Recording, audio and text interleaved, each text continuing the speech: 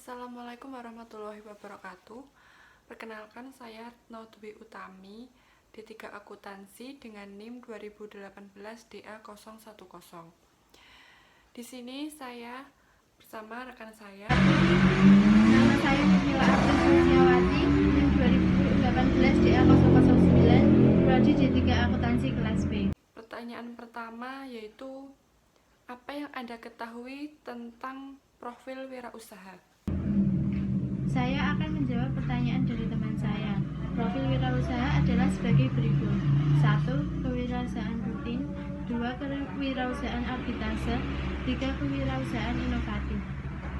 Lalu menurut Anda, apa itu profil kewirausahaan? Baik, saya akan menjawab pertanyaan dari teman saya.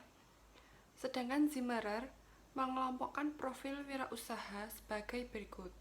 Yang pertama, part-time entrepreneur, yaitu wirausaha yang hanya setengah waktu melakukan usahanya.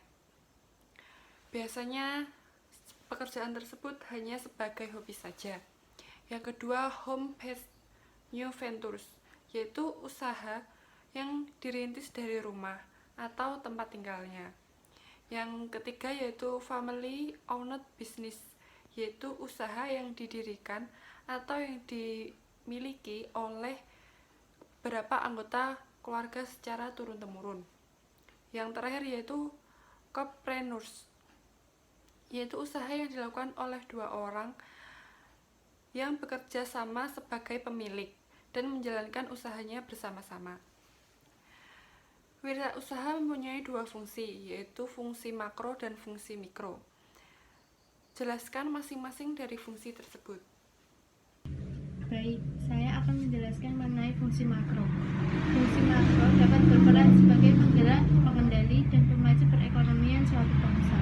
Itu yang dapat saya jelaskan. Apakah Anda ingin menambahkan?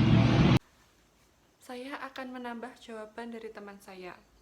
Teman saya sudah menjelaskan fungsi yang makro. Saya akan menjelaskan fungsi yang mikro.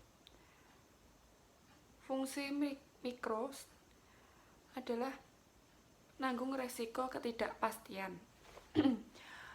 Mengombinasikan sumber-sumber ke dalam cara yang baru dan berbeda untuk menciptakan nilai tambah dan usaha-usaha baru. Dalam melakukan fungsi mikronya, menurut Marzuki Usman, secara umum wirausaha memiliki dua peran, yaitu sebagai penemu atau inovator dan sebagai perencana atau planner.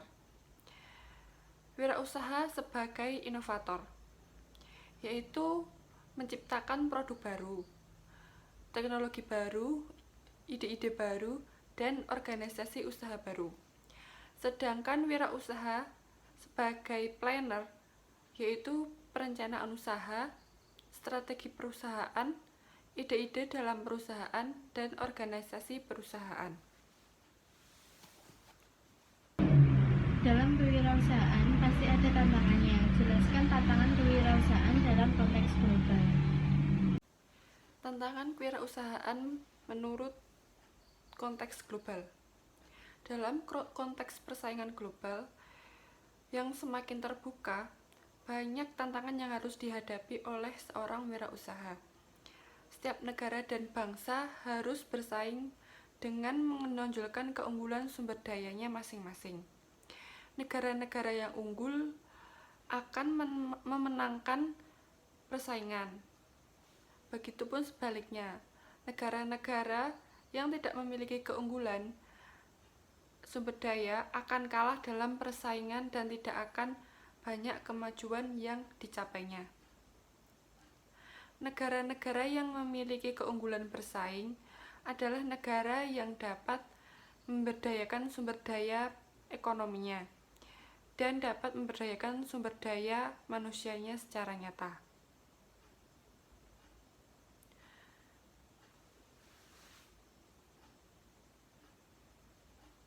Dari keterangan di atas, jelaskan peran wirausaha dalam dunia usaha yang ada di Indonesia. Peran wirausaha dalam dunia usaha yang ada di Indonesia ialah 1. menciptakan lapangan kerja, 2. mengurangi pengangguran, 3. meningkatkan pendapatan masyarakat, 4. mengkombinasikan faktor-faktor produksi seperti alam, tenaga kerja, modal, dan keahlian. Lalu, apa saja yang Anda ketahui tentang ide kewirausahaan? Baik, saya akan menjawab pertanyaan dari rekan saya. Ide kewirausahaan. Menurut Zimmerer, ide-ide kewirausahaan dapat menciptakan peluang untuk mengambil kebutuhan real pasar. Ide-ide itu menciptakan nilai potensial di pasar sekaligus menjadi peluang usaha. Dalam mengevaluasi ide tersebut, untuk menciptakan nilai potensial, wirausaha perlu mengidentifikasi dan mengevaluasi semua resiko yang mungkin terjadi dengan cara, yaitu yang pertama, mengurangi kemungkinan resiko melalui strategi yang proaktif. Yang kedua, menyebarkan resiko pada aspek yang paling mungkin. Yang ketiga, mengolah resiko yang mendatangkan nilai atau manfaat. Menurut Zimmerer, kreativitas sering muncul dalam bentuk-bentuk ide untuk menghasilkan produk baru, di mana ide tersebut tidak akan muncul bila wirausaha tidak melakukan evaluasi dan pengamatan secara terus-menerus. Alternatif merubah ide menjadi peluang, yaitu yang pertama, ide dapat digerakkan secara internal melalui perubahan cara-cara atau metode-metode yang lebih baik untuk melayani dan memuaskan pelanggan dalam memenuhi kebutuhannya. Yang kedua, ide dapat dihasilkan dalam bentuk produk atau jasa yang baru. Yang ketiga, ide dapat dihasilkan dalam bentuk modifikasi bagaimana pekerjaan dilakukan atau modifikasi cara melakukan suatu pekerjaan. Dari keterangan di atas, jelaskan peran wirausaha di dalam dunia usaha.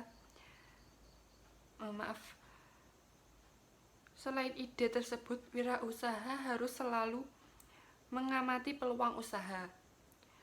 Sehingga jelaskan apa saja sumber-sumber peluang usaha. Sumber-sumber peluang usaha. Agar ide-ide potensial menjadi peluang bisnis yang real, maka wirausaha harus bersedia melakukan evaluasi terhadap peluang yang terus-menerus. Proses penjaringan ide atau disebut proses screening merupakan suatu cara terbaik untuk menuangkan ide potensial menjadi produk dan jasa real. Pada dasarnya, seseorang menjadi wirausaha harus memiliki bekal pengetahuan dan potensi kewirausahaan. Jelaskan ide tersebut. Baik, saya akan menjawab pertanyaan dari rekan saya. Jadi, untuk menjadi seorang wirausaha, itu persyaratan umum yang harus dimiliki ialah memiliki jiwa dan watak kewirausahaan.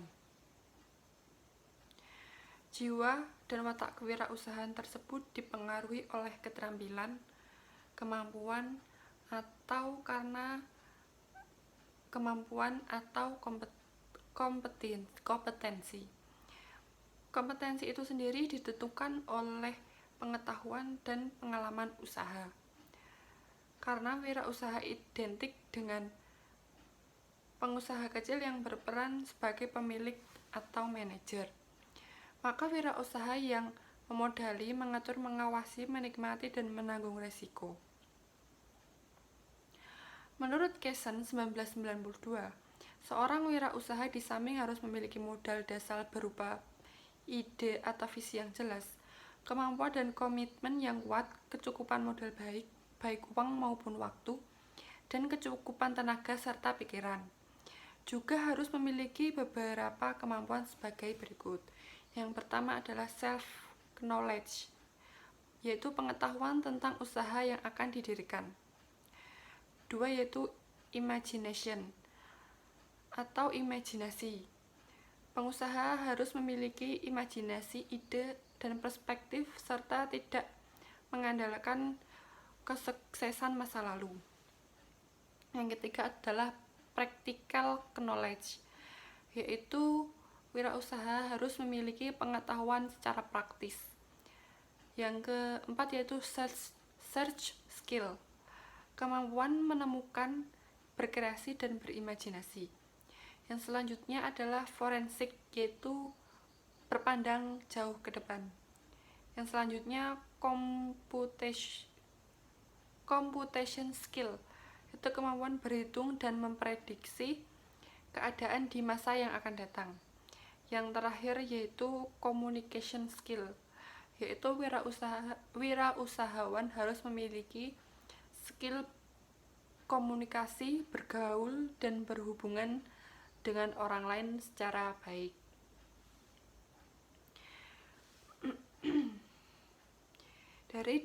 Dari dialog yang telah kami lakukan di atas, kami dapat menarik kesimpulan, yaitu wirausaha memiliki dua fungsi, yaitu fungsi makro dan fungsi mikro.